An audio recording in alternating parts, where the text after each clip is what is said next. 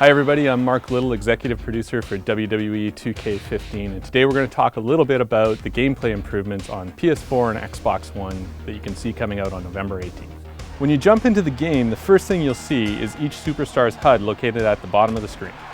Your overall health is represented by a large green meter.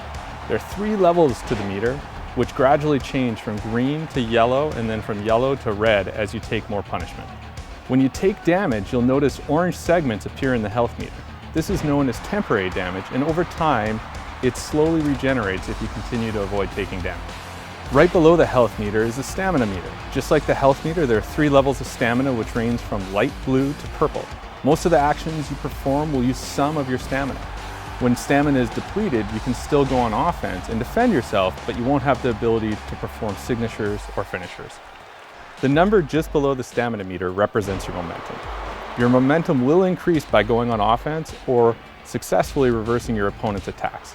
At 100%, you earn a signature maneuver, and at 150% momentum, superstars will earn a finisher. Players in possession of a signature and a stored finisher can easily toggle between the two by pressing the right bumper. You can check the health of your superstar by pressing the view button, which will display your individual limb's health.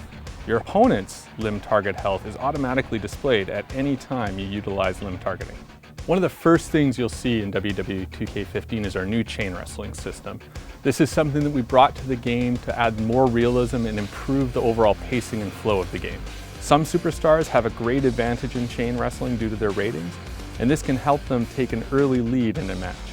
Other superstars such as Big Show and Brock Lesnar don't involve in chain wrestling because that's just not part of their style. Chain wrestling can be tuned or disabled in the game balancing options. Chain wrestling starts by grabbing your opponent in a collar and elbow tie-up.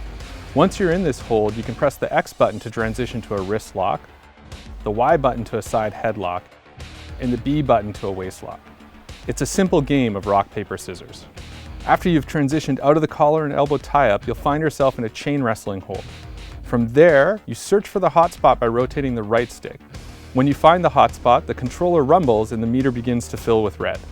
Whoever fills their meter first gains the upper hand. This back and forth wages on until one of the 2 participants' stamina hits level 2.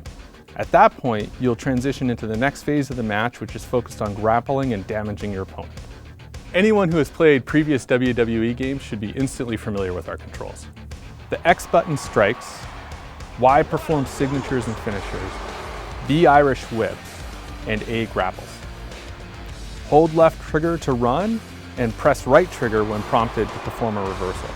WWE 2K15's new grapple controls allow players to execute weak and strong grapples by holding any direction on the left stick and then either pressing or holding the A button to attempt the grapple.